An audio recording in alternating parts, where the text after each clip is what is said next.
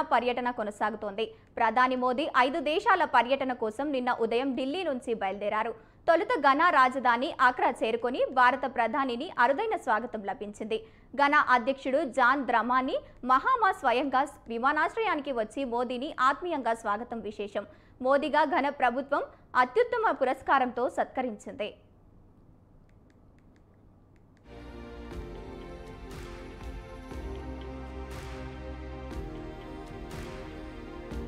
ప్రధానికి the officer of the order of the star of Ghana అవార్డును బహుకరించింది. గత 3 దశాబ్దాల్లో భారత ప్రధాని ఒకరు ఘనాకు సందర్శించడం ఇదే ప్రథమం. ఘనా అధ్యక్షుడు జాన్ ద్రమామి మహామాతో ప్రధాని భేటీ అనంతరం 2 దేశాల మధ్య 4 ఒప్పందాలు కుదిరాయి. ఖనిజాలు, రక్షణ, సముద్ర భద్రత, ఇంధన రంగంలో అభివృద్ధిపై చర్చ జరిగింది. వైద్య, విద్య, రక్షణ, డిజిటల్ రంగాల్లో ఘనాకు భారత్ సహకారం అందించేందుకు అంగీకరించింది.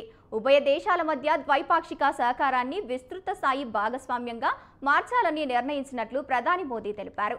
మోదీ ఇక్కడి నుంచి ఇవాళ ట్రినిడాడ్ అండ్ టొబాగోకు వెళ్తారు. ఆ తర్వాత అర్జెంటీనా, బ్రెజిల్, నమీబియా దేశాల్లోనూ పర్యటించనున్నారు.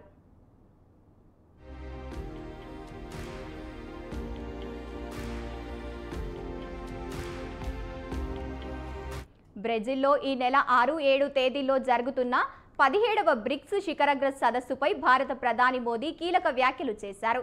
శాంతియుతమైన బహుళ ధృవ ప్రపంచాన్ని భారత్ ఆకాంక్షిస్తోందని ఆయన స్పష్టం చేశారు. బ్రిక్స్ దేశాల మధ్య భాగస్వామ్యాన్ని బలోపేతం చేసే లక్ష్యంగా కట్టుబడి ఉంటామన్నారు.